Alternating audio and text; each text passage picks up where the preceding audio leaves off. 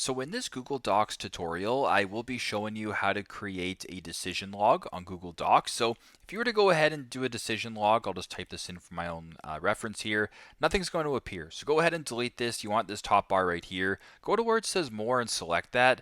Then once you're on this page right here, you can view a bunch of different options. So under featured right here, you can go ahead and do that. Communication, meetings. So if you want to go ahead and do a decision log right here. You can go ahead and do a simple one or a detailed one. So this is an example of a simple one right here. You can go ahead and do your topic, your decision, the owner, the status. You can go ahead and change that if you want. You can also edit options right here. This is a simple one, so it's very simple. If you were to go ahead here, delete this, which I will do hopefully. I'll go ahead and delete this right here. Where can I go ahead and do this?